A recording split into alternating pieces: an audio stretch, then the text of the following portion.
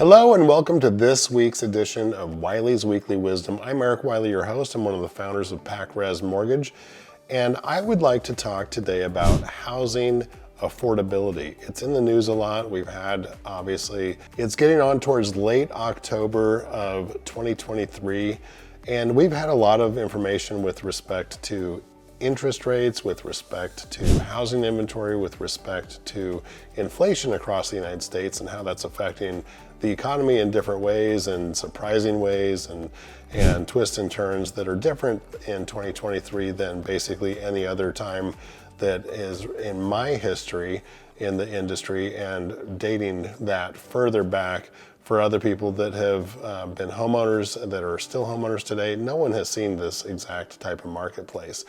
Now, some of the stuff that you may see in the media might be a little misleading with respect to housing affordability. Now, if prices are up and interest rates are up, obviously payments are up. However, affordability isn't just comparing a rent payment to a mortgage payment. There are two very different things and aspects that go along with owning a home versus renting.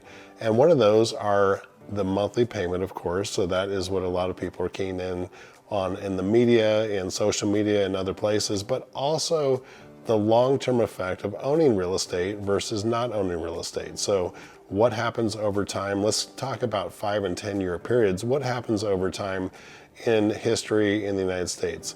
Rents go up. So over a 5 to 10 year window, of course rents go up. It makes sense. There's general inflation. There's cost of living. There's cost of new construction of multifamily housing. There's cost of new construction of single family housing. And you have to have that be factored in to what monthly rents look like if you're renting a house or if you're the landlord of that place. So, or renting a home, I should say. So that being the case, when you look at housing and an ownership percentage in 5 to 10 years, you're going to likely have some equity. Now, in any 5 to 10 year period, you do not see in history where homes are worth less 5 years, 10 years down the road from when you bought the house. Now, there may be little ups and downs, there may be little roller coaster periods, but certainly at 10 years, you see no point in time in recent history where you have, and recent history being recorded history, basically, mid 1900s, you do not have houses go down in value over a 10-year period.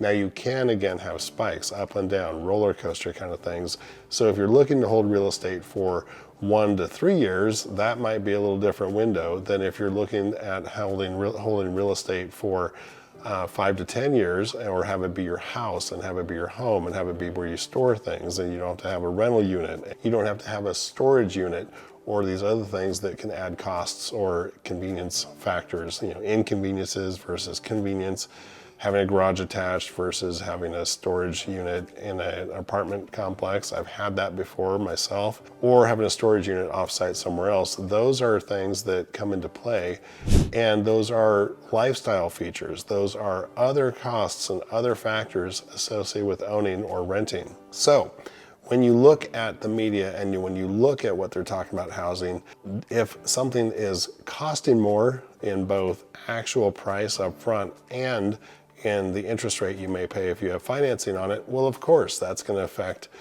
the affordability of it. But that is not the only thing you look at when you talk about housing and ownership. It's a balance sheet and an income statement concept. So the income statement piece is how much money does it take to pay, for the cost of living of the unit, one unit compared to another unit, and that could be 2 rental units, that could be 2 homes that you own, that could be a rental unit and a home. You have to look at apples to apples there in terms of monthly costs, but then you have to look at over time what happens, and over time what happens is you have no appreciation if you rent. You've got no asset side appreciation if you rent. And that's a big thing. If you look at home ownership across the country, those who own homes versus those that don't own homes, and there could be various factors for that, obviously, but in general, those that own homes have much more household net worth than those that don't own homes. So the power of home ownership is still very real in any market. It's just what it takes to buy it. So it's just what it takes to get into the house at any given time. And that can go up and down, that's for sure, but rents don't stay down over time. Housing payments can get locked in over time, and they can also get refinanced. So rates are about where they were when I got in the business in 1995, and rates fell. You know, they've gone up and down in my career, and now we're back up to where I started in the business. It's likely that they will go up and down from here. So lots of refinances in my history, lots of refinances in our company's history. What you do is you purchase in real time, and then you maybe do a debt consolidation or a replacement of the interest rate, so a rate term refinance, we call it in the industry.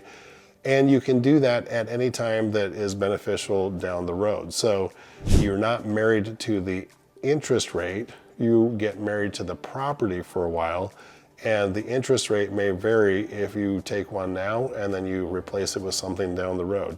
So look at real estate as both an income component, so what it costs to cover the monthly payment, and then also an asset perspective. Rent has no asset, whereas owning a home can build an asset.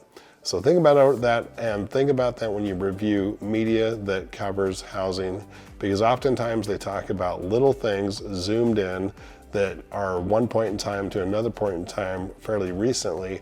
And that isn't how homeownership works over time. Homeownership generally is a much longer window of time. Let's call it 5 to 10 years in a home, not 1 to 2 months, and certainly not 1 to 2 years for most people. So look at the time horizon, look at it from payment, and look at it from also the asset and liability side. Thank you very much for watching. I look forward to bringing you another episode of WWW Wiley's Weekly Wisdom soon.